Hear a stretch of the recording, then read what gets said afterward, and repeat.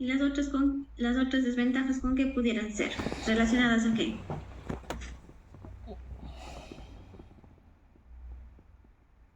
Si tengo más componentes, ¿cuánto costará eso? ¿Más o menos? Más. Más, ¿no es cierto? Entonces, una de las desventajas es el costo, que son más caras porque requieren más componentes. Y además consumen más energía, también porque, por la misma razón, porque tiene más componentes. Ok, gracias. Vamos con la arquitectura de von Neumann. La arquitectura de von Neumann, ¿cuáles son las características principales, Juan Diego? Juan Regalado, perdón, no sé si será Diego, pero Juan Regalado. Que tienen justamente solo un puente para pasar la información, un bus para pasar la información.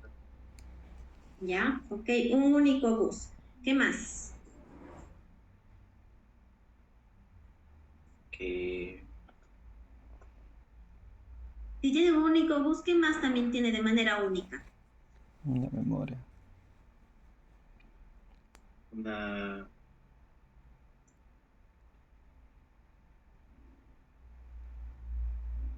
una memoria. ¿Dónde almacenamos? Exactamente, una memoria, ¿no es cierto? Entonces, características principales de von Neumann es que tiene una única memoria. En esa memoria, ¿qué nomás se almacena?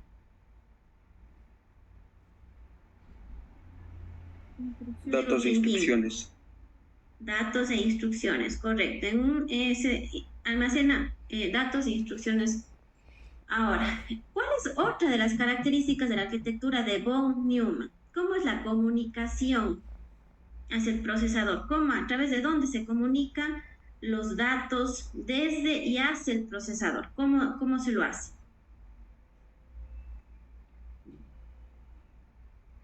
Mediante un solo. Un solo bus de datos, está bien, pero ¿qué más? Yomaira, ¿qué más puede ser? ¿Cómo es la comunicación de los datos desde y hacia el procesador? Si yo quiero introducir datos, ¿no es cierto?, para procesar a través del teclado o cualquier dispositivo de entrada, estos datos, ¿por dónde tienen que pasar para llegar al procesador? Por la unidad de control.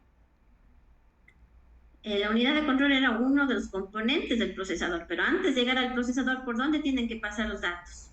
Por la memoria. Correcto, por la memoria, ¿no es cierto? En la arquitectura de von Neumann, los datos llegan al procesador o salen del procesador siempre a través de la memoria RAM, ¿ok?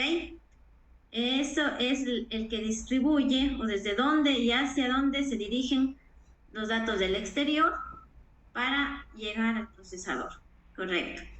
A ver, ahora, acordémonos también, habíamos hablado, aparte, a ver, vemos cuál era la desventaja de la arquitectura de von Neumann, Maribel.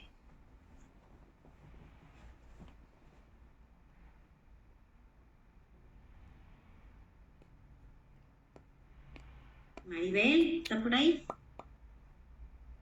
Una desventaja de la arquitectura de von Neumann.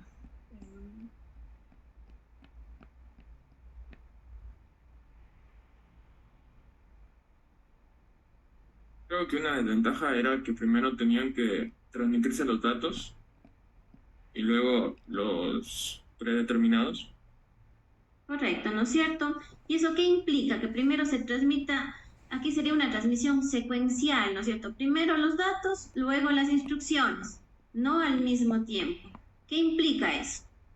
Una pérdida de velocidad de transmisión. Ok, correcto, ¿no es cierto? Es más lenta la transmisión, por lo tanto, el procesamiento se va a hacer, el rendimiento del procesamiento se va a ver afectado porque los datos para procesar no los tiene disponible de manera más rápida, ¿no es cierto? Ahora, y las ventajas vendrían a ser que ahora ya no pesa mucho esas desventajas que necesitan más espacio, como habíamos dicho, al contrario de la arquitectura de Harvard, que es más costoso, y realmente los componentes electrónicos con los que están formados nuestros equipos, nuestros computadores, cada vez son más pequeños y el costo disminuye y por lo tanto también el consumo de energía que requieren para funcionar también es menor, ¿ok? Listo. Ahora, habíamos hablado también de cómo está conformado el procesador, no sé si se acuerdan. Vamos con, a ver, ¿quiénes no han intervenido todavía? Alison, ¿cuáles son los componentes del procesador?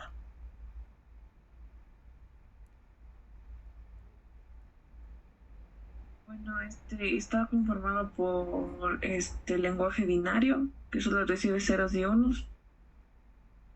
Ya, eso no es un componente, ¿no es cierto? Eso es cómo trabaja el lenguaje con el que interpreta el equipo. Pero, ¿cuáles son los componentes? ¿Cuáles son las partes con las que están formadas, partes físicas con las que está formada el procesador? Acordémonos, Pero- yo les ponía un ejemplo de que era como las calles, ¿no? Que por ahí tenía que haber un semáforo para que crucen los vehículos. Recuerden, ¿cuál hacía la función del semáforo? ¿Qué componente hacía la función del semáforo? La placa madre.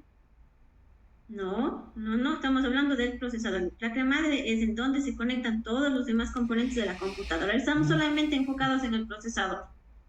La unidad lógica. ¿Cuál? Unidad lógica. Ya, unidad lógica. Y unidad Así de no se control. llamaba exactamente. Unidad aritmética lógica.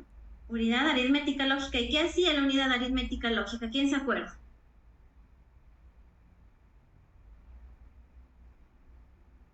Las operaciones aritméticas. Correcto, hacían las operaciones aritméticas, esa es la que se encargaba de procesar como tal la instrucción, ¿no es cierto? ¿Cuál era el otro componente que yo les ponía como símil, que era como el semáforo? ¿Cuál es el otro componente del procesador que viene a ser la función como es un semáforo en el control del tráfico? Una unidad de control. La unidad de control, exactamente. Erika, vamos con Erika. Erika, ¿qué hacía la unidad de control? ¿Cuál era la principal función de la unidad de control?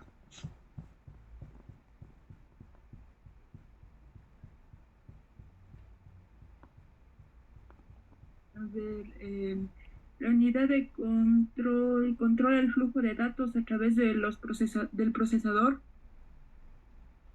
Controla el flujo de datos, ¿no es cierto? Es el que gestiona cómo se va a mover o a transportar los datos desde la memoria hacia el procesador, ¿no es cierto? Es el que dice, a ver, este momento el procesador está ocupado, todavía no recibo datos de memoria hasta que se termine el procesador de ejecutar las instrucciones. Termino, entonces doy la señal a la memoria para que me envíe más datos y así sucesivamente, de ida y de vuelta, ¿no es cierto? Para evitar colisiones y pérdida de información. Por lo tanto, la unidad de control controla el funcionamiento de la unidad aritmética lógica, que es otro componente del procesador, con la interacción con la memoria y con los dispositivos de entrada y salida también.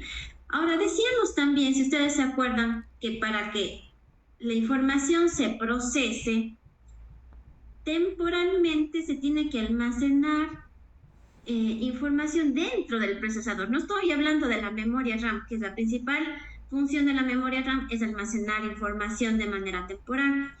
Pero además, dentro del procesador hay un sector que me sirve para almacenar temporalmente información. Claro que no me va a permitir almacenar grandes cantidades de información como es la memoria RAM, sino temporalmente pequeñas cantidades hasta que yo procese una información y pueda continuar con la siguiente que ya está en cola.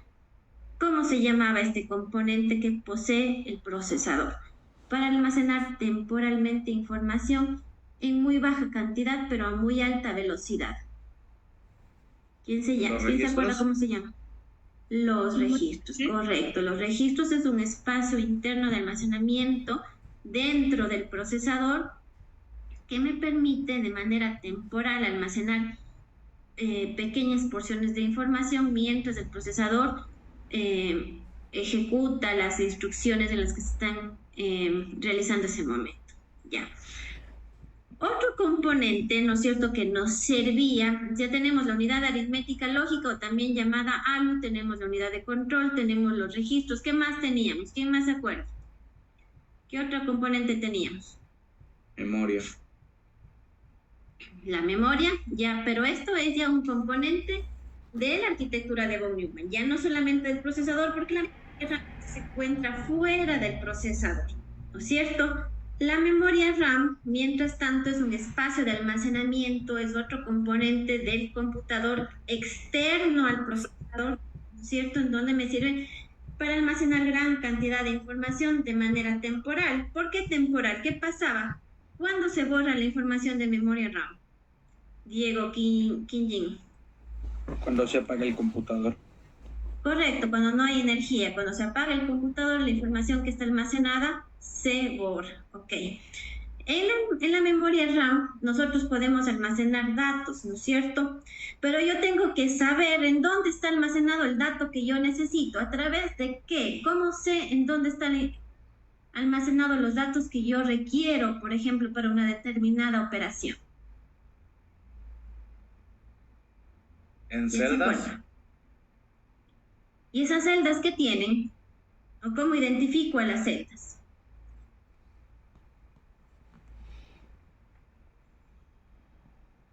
Tienen La direcciones celda tiene y una contenido.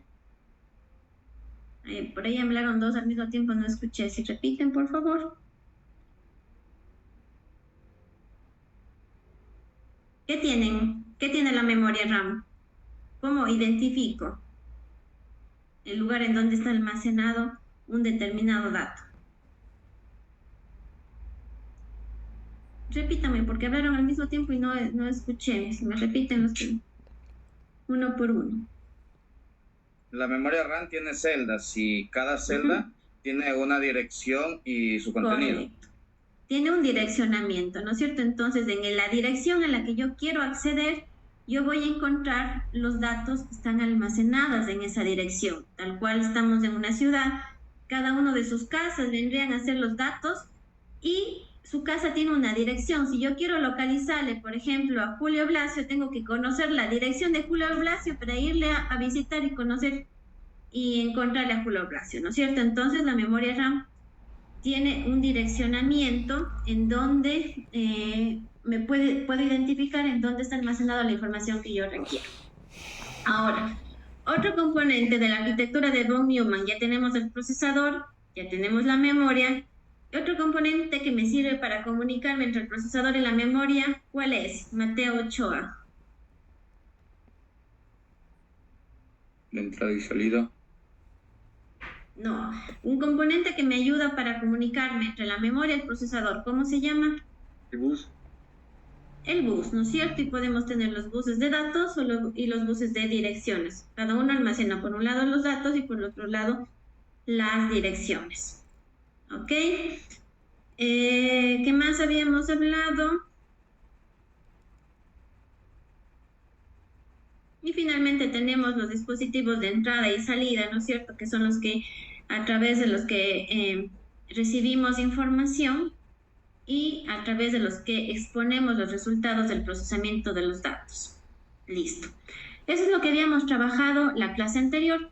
Algo importante, antes de empezar con el tema de hoy, es que el computador, ya habíamos hablado, que no entiende nuestro lenguaje, el lenguaje natural, ¿no es cierto?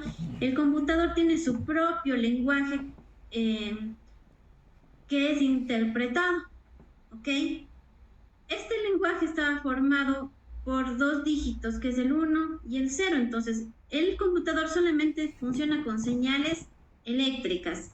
Es decir, yo quiero enviar un 1, entonces eso se representa a través de la transmisión de 5 voltios. O si quiero representar un 0, eso se representa con un valor muy cercano a 0 en voltios, ¿no es cierto? Entonces, de esa manera, el computador puede representar la información a través de su propio lenguaje. En base a esto, voy a compartir mi pantalla.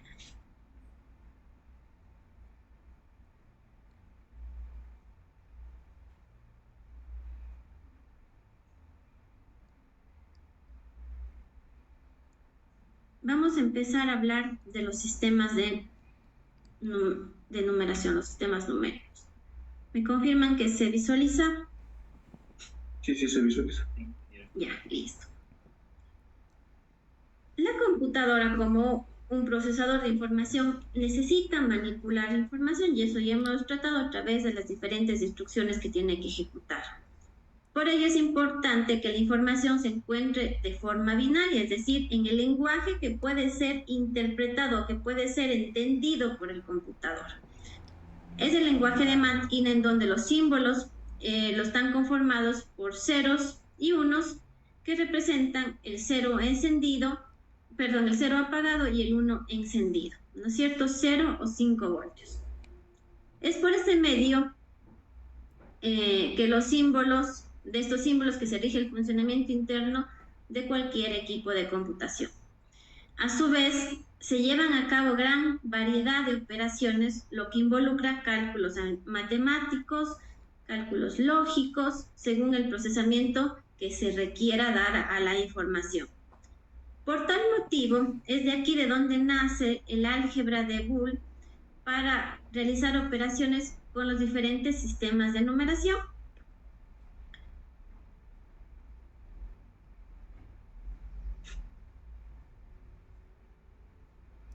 Existen varios sistemas de numeración, varios sistemas, desde el que nosotros comúnmente utilizamos, ¿cómo se llama?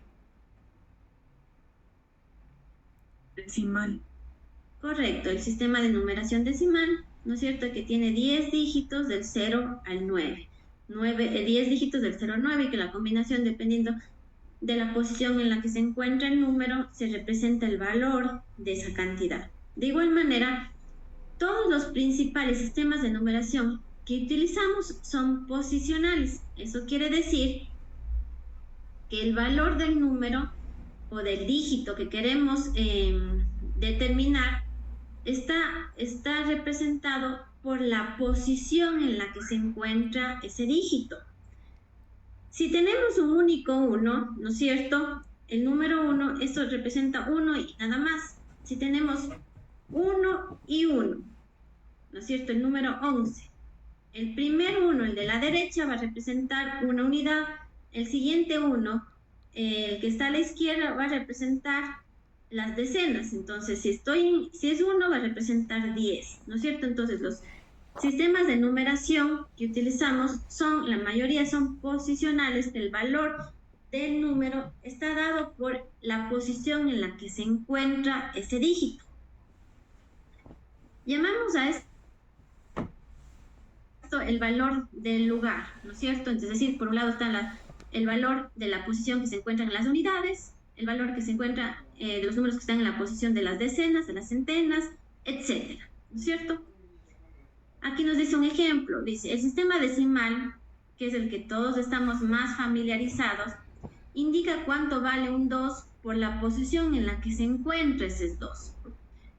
No es lo mismo tener 2 o el 2 y el 0, ¿no es cierto? Porque en el primero representa solamente 2 unidades, pero el 2 en el segundo ejemplo se encuentra en la posición de las decenas, por lo tanto ese 2 representa un 20. Eso está clarísimo, todos los manejamos ya muchos años, lo que es el sistema de numeración decimal.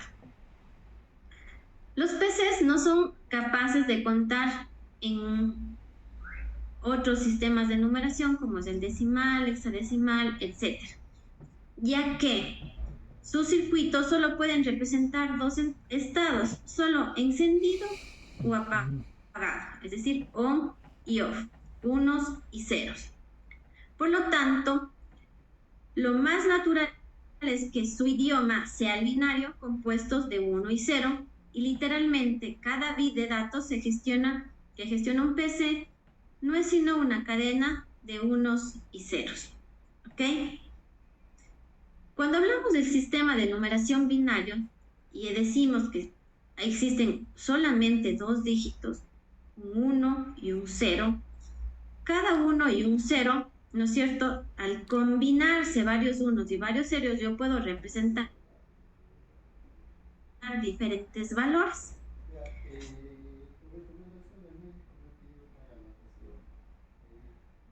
Ahora, computadores, ¿no es cierto?, están compuestos por circuitos,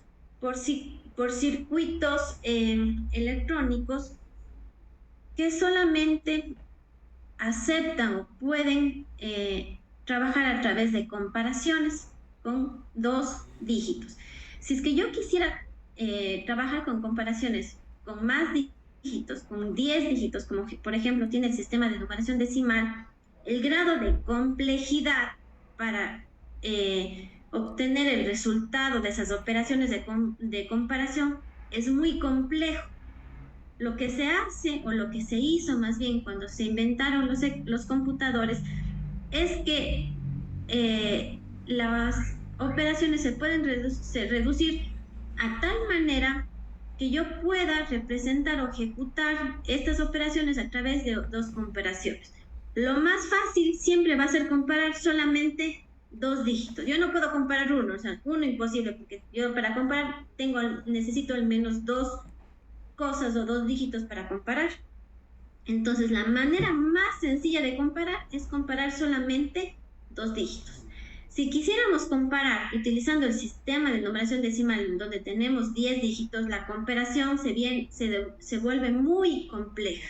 Por lo tanto, para facilitar el funcionamiento de los computadores o cualquier equipo electrónico, solamente se utiliza el lenguaje binario para hacer más sencillas estas comparaciones. Es mucho más fácil comparar 2 dígitos que comparar más de 2 dígitos. Entonces, en base a esto, vamos a ir empezando haciendo ejemplos y conociendo los diferentes sistemas de numeración. Vamos solamente a recordar rápidamente el sistema de numeración que todos estamos familiarizados ya desde la escuela, ¿no es cierto?, que es el sistema de numeración decimal, que es el sistema de numeración habitual más común, que se compone, como les había indicado, de 10 elementos o símbolos, que son los dígitos el 0, el 1, el 2, el 3, el 4, el 5, el 6, el 7, el 8 y el 9. Esos son los 10 elementos o los 10 símbolos que utiliza para representar una cantidad en numeración decimal.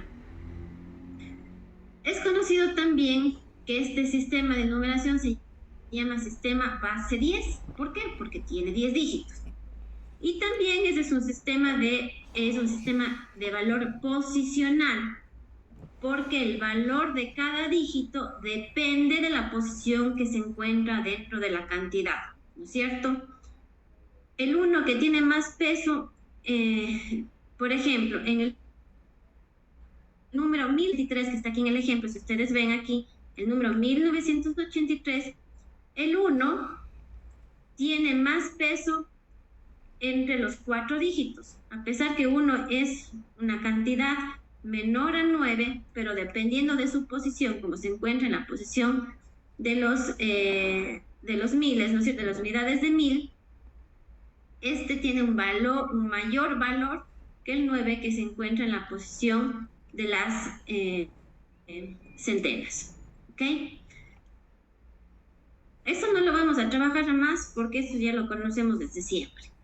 Vamos a entrar ya con el sistema binario. ¿Ok?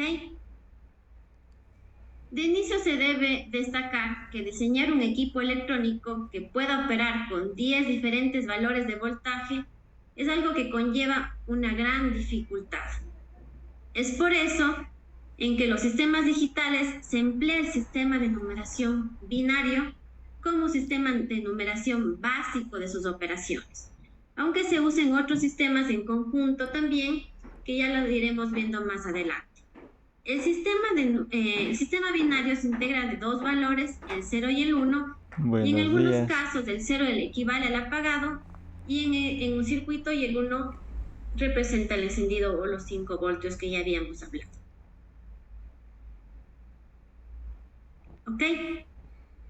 Ahora, vamos a ir viendo un ejemplo de secuencias del número del 0 a 7 en binario y cómo lo vamos a ir representando. Habíamos indicado de igual manera que el sistema de numeración binario también es un sistema posicional. ¿Qué significaba un sistema de numeración posicional? Julio.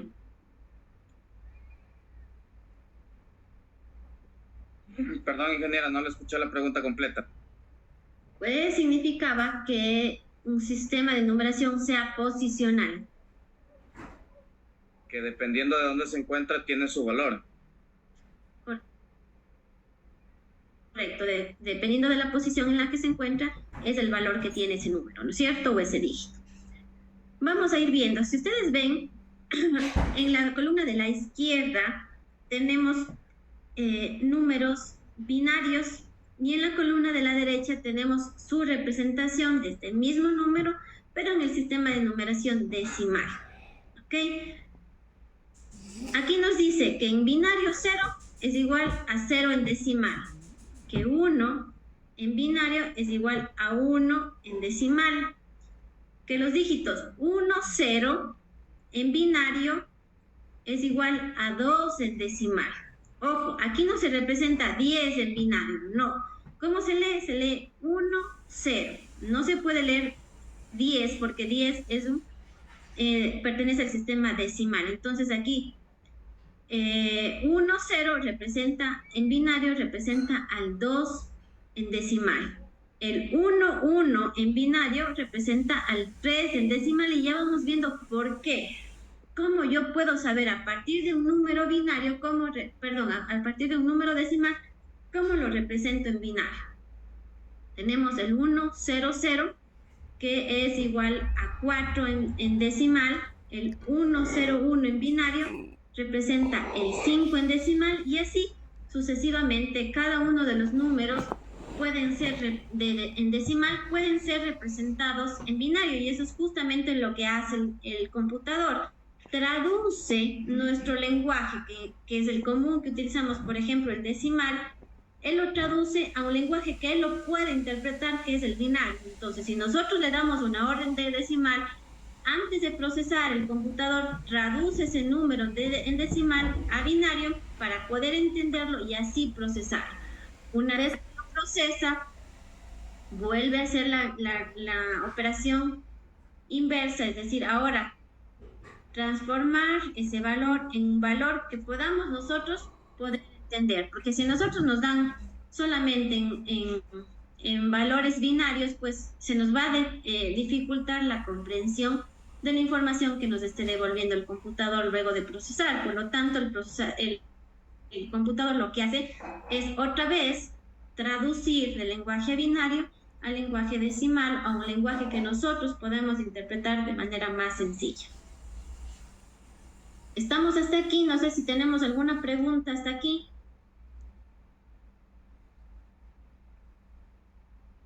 ¿No?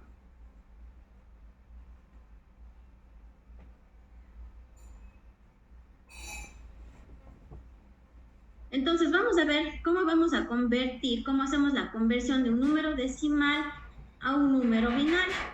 Para convertir un número decimal a un número binario es necesario que dividamos al número en 2, ¿no es cierto? El resultado de esa división se lo vuelve a dividir en 2 y así sucesivamente hasta que el dividendo sea menor al divisor. Es decir, hasta que el dividendo sea 1, ¿no es cierto? O 0, para que yo no pueda seguir dividiendo. ¿Ok? Si nosotros vemos aquí, por ejemplo, en este caso, vamos a ir haciendo un ejemplo. Voy a abrir una hoja de Excel para que se facilite la comprensión.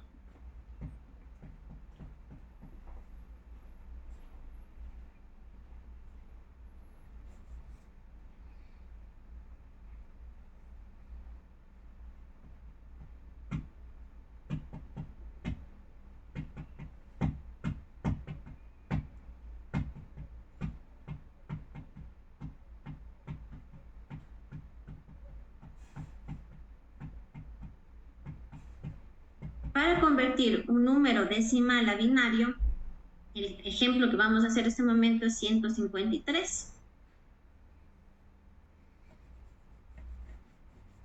¿Qué es lo que me dice? Lo que tengo que hacer es a este número decimal lo voy a dividir de manera sucesiva para 2 hasta que el dividendo sea menor que el divisor. Entonces ponemos para 2.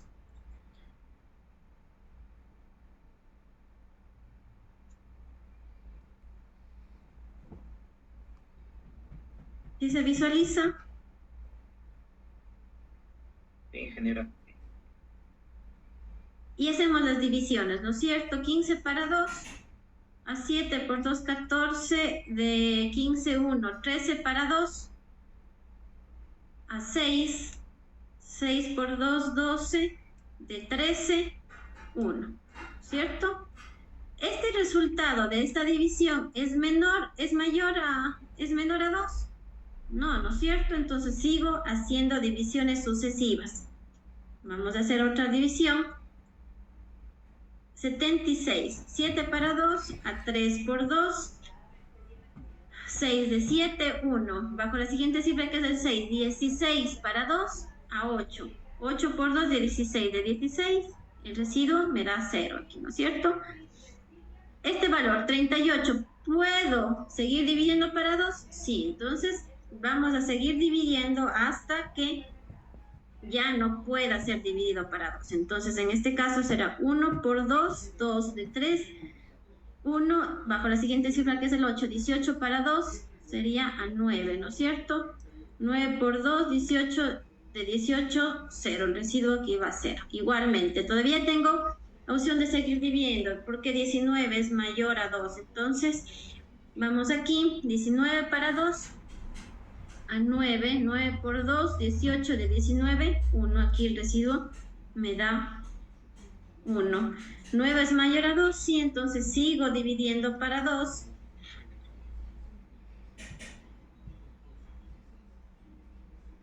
Sigo dividiendo para 2.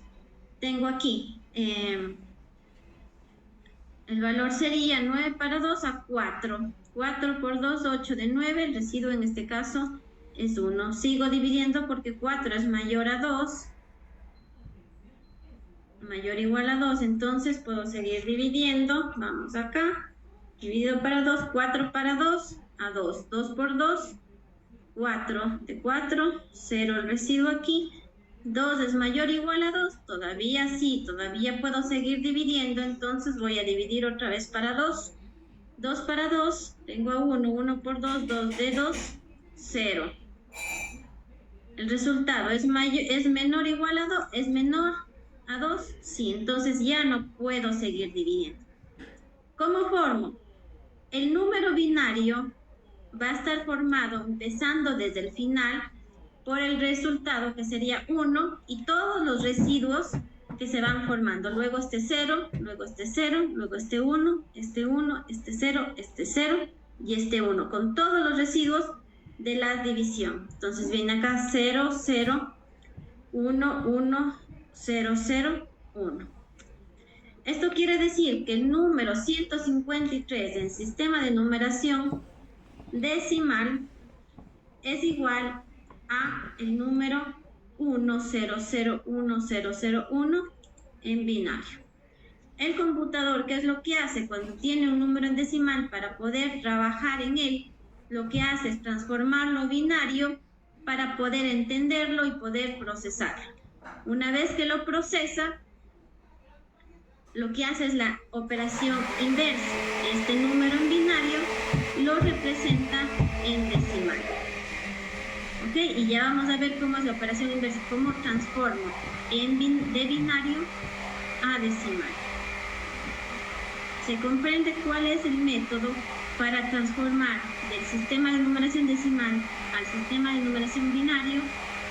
Son divisiones sucesivas para 2 hasta que el resultado de la división sea menor a 2. Una vez que es menor a 2, el resultado se forma desde el último resultado unidos por todos los residuos de las divisiones anteriores. Es decir, vengo primero con este número, luego viene este, luego viene este.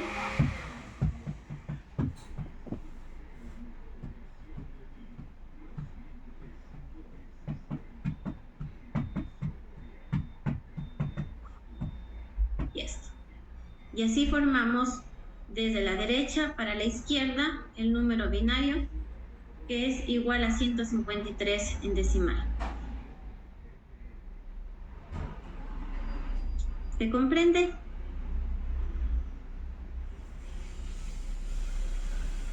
Sí, profe. ¿Ya? Ahora, esto lo hace el computador para poder representar o para poder trabajar con los datos que se le pide procesar, ¿no es cierto? Pero al revés, una vez que ya ejecuta la operación que tenga que realizar, si a nosotros nos devolviera que el resultado es 1001001, para nosotros es más complicado porque no estamos habituados a trabajar con este sistema numérico, ¿no es cierto? Entonces lo que hace nuevamente el computador es traducir este resultado en binario a un sistema que es de fácil comprensión para nosotros, que es el decimal, ¿ok? Y hace la operación contraria. Ahora, vamos a ver al revés ahora. ¿Cómo hacemos para que este valor de aquí en binario yo sepa que esto es 153? Ya sabemos cómo lo transformamos de decimal a binario. Ahora vamos a ver al revés, ¿no es cierto? Veámosle aquí. Aquí estaba 1, 0, 0, 1, 0, 0, 1, 1, 0, 0, 1. 1, 1, 0, 0, 1. Este era el resultado, ¿no es cierto? 2, 4, 6, 8, si no estoy mal.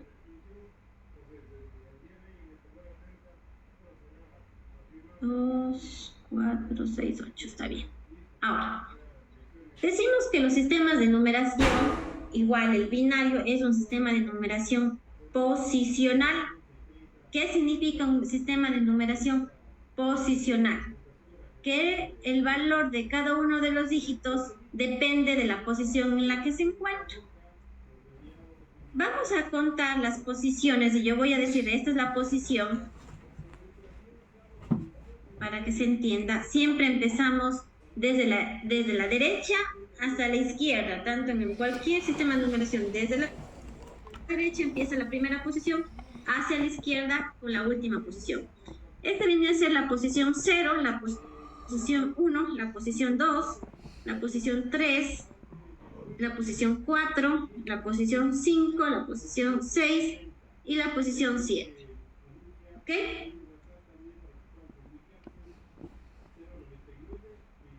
¿Estamos hasta aquí? Ahora, dependiendo de la posición, cada uno de estos dígitos, voy ahorita a compartir la pantalla completa.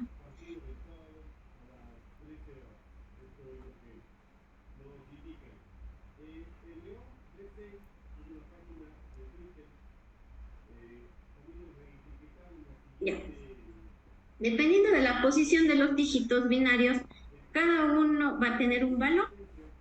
Entonces, para convertir un número binario en decimal, debemos comenzar por el lado derecho. Es decir, este es el número binario.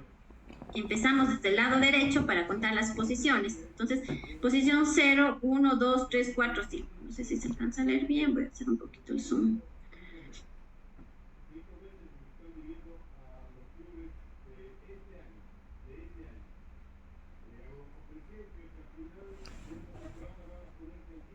Ya, empezamos del lado derecho y multiplicamos cada dígito por 2. ¿Por qué por 2? Me dirán, pero ¿por qué multiplico por 2 y no por 4, por 10, por lo que sea? ¿No es cierto? ¿Por qué por 2? Porque el sistema de numeración binario es un sistema base 2. Así como el sistema de numeración decimal es un sistema base 10 porque tiene 10 dígitos, el sistema de numeración binario es un sistema de numeración base 2 porque tiene 2 dígitos. Entonces, cada dígito ¿sí? Multiplicando cada dígito por 2, multiplico cada dígito por 2, pero el 2 elevado a la posición de ese dígito. A ver, aquí vamos entonces, vamos a hacer el ejemplo. A ver. Díganme si es que ahí se ve el Excel. No. ¿No?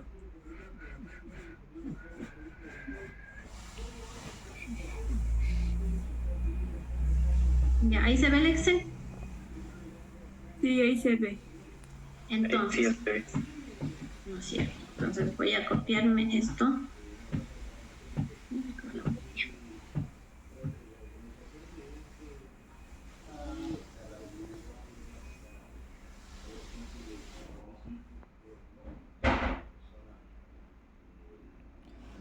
Dos a la una, 2. 2 a la 0, 1, 2 a la 1, 2, 2 a la cuadrado, 4, 2, 8, 2 a la tercera, 16. Ya. 2 a la cuarta, 16. Esta es la 2 a base. la quinta, ¿No es 32. cierto? La base era de este sistema de numeración es el 2 porque tiene 2 dígitos 128. entonces.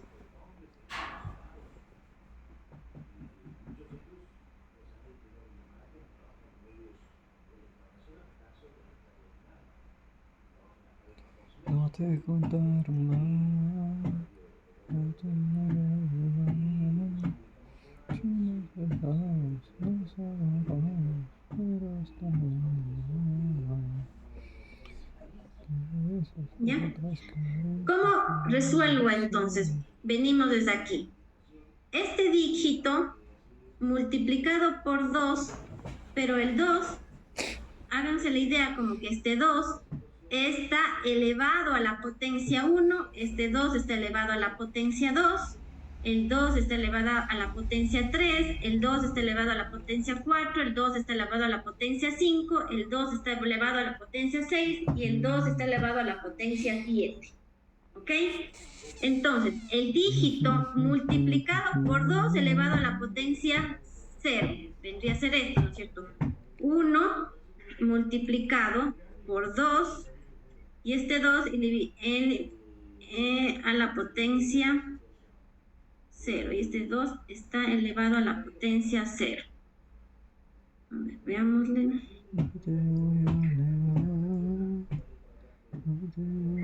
Así. Ya, esa es la operación.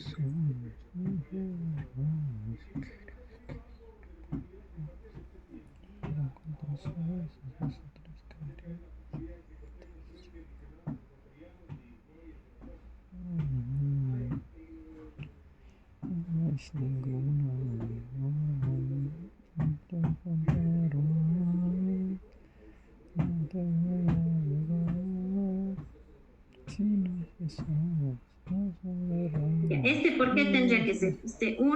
Acá el dígito de acá abajo es 0, ¿no es cierto?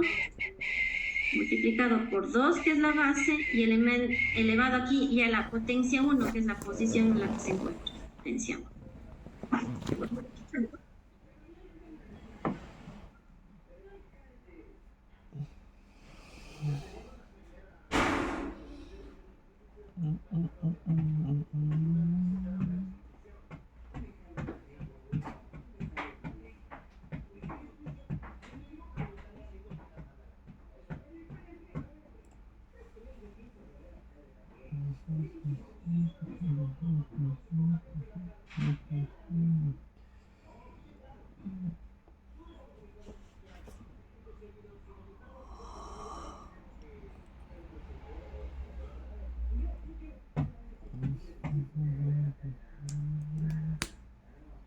La 10 es 1024. La 9, 502. 512. 200.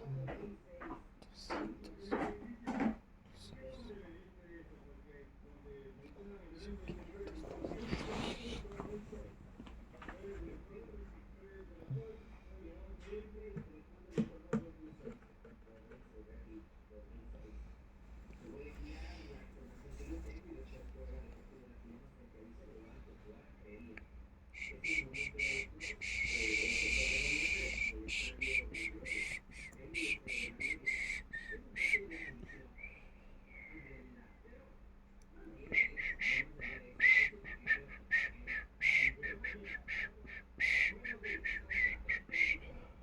ninguna.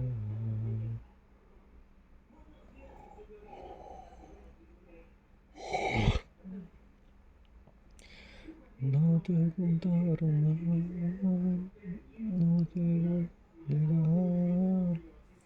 Si nos besamos, nos agarramos, pero hasta el mar. Fueron cuantos besos, 2 o 3 caricias, nuevamente sé. No es ninguna.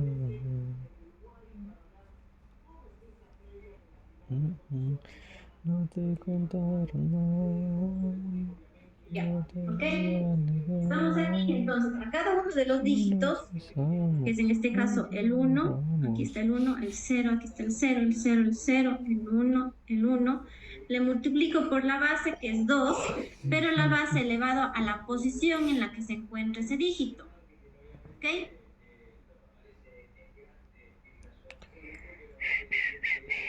Un número elevado a la potencia 0, ¿cuánto es? 1. 1. 1, ¿no es cierto? Entonces 2 elevado a la potencia 0 es 1. Por 1, ¿cuánto queda eso?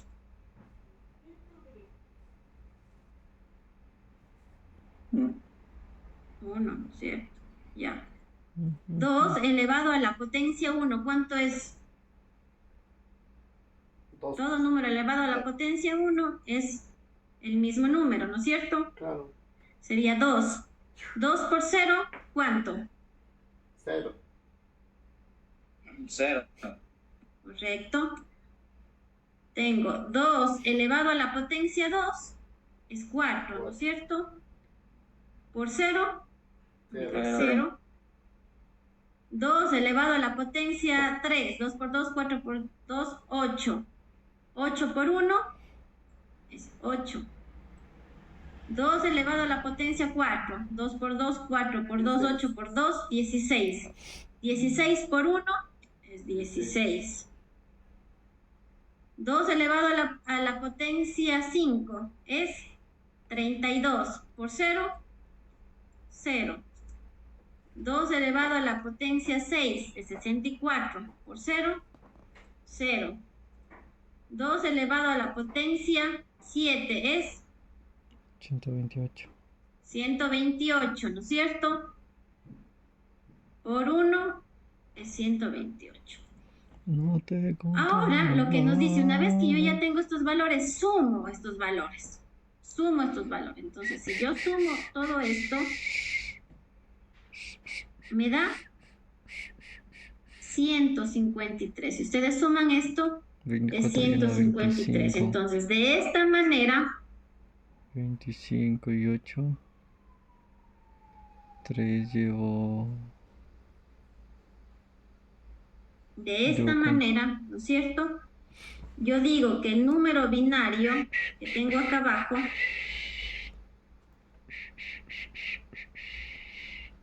el número binario Nos agarramos. 1, 0, 0, 1, 1, 0, 0, 1, este número binario, para representarlo en decimales, 153. ¿Se comprende? Sí, señora.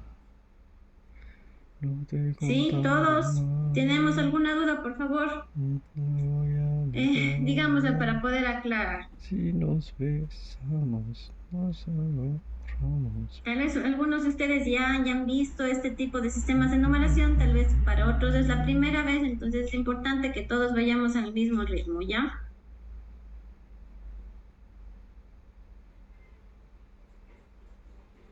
No te contaron mal. No te voy a negar. ¿Estamos? Si nos besamos, nos Parece que no hay preguntas. ¿No? agarramos. Entonces, el método para transformar un número decimal a binario, ¿en qué consistía, Eric Log? ¿Cómo se transformaba un número decimal a binario? Teníamos que dividir a 2 hasta que quede un número menor que 2 de respuesta. ¿Y después qué más? ¿Qué más? Eso no era todo. ¿Qué más falta del método? Y luego comenzamos a contar de la derecha todos los del resultado hasta los residuos. Exacto, el resultado y todos los residuos de derecha a izquierda, correcto. Ahora, ¿y cuál era el método para transformar un número binario a decimal? Si me ayuda Dani Flores. No te voy a negar. Multiplicarlo por 2 y elevado a la potencia que según su posición. No. A ver, el 2 elevado a la El 2 era la base potencia de su del posición. número binario y la posición era en donde se encontraba el número binario. Ya. Y al final sumamos todo, ¿no es cierto? Para encontrar el número decimal. Ok, listo. Entonces parece que está clarísimo. Vamos a hacer ahorita unos ejercicios. No te contaron, vale. No te negar.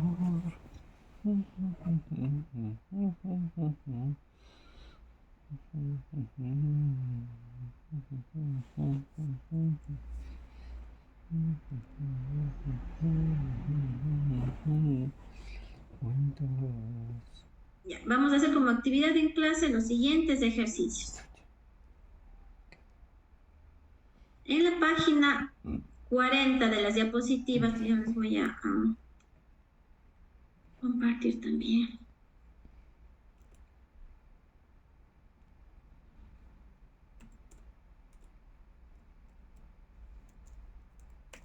Vamos a hacer estas conversiones. Vamos a hacer en este momento en una hoja de papel. Ojo, hay muchas calculadoras en internet que usted directamente le convierte de decimal a binario, ¿no es cierto? Y viceversa. Yo quiero en este momento que hagan en una hoja de papel a mano las divisiones sucesivas para encontrar y todos los métodos, que se indique el procedimiento para poder encontrar el resultado. ¿Ok? Vamos a hacer estos 10 ejercicios que son cortos, porque no son números largos, no son cortos, y vamos a cargar al final en la plataforma. Les voy a subir una actividad para que se cargue esta actividad en clase. ¿Estamos? Tenemos media hora para hacer estos ejercicios. Empezamos y ya en un ratito les indico la actividad para que suba dentro de la plataforma. ¿Alguna pregunta?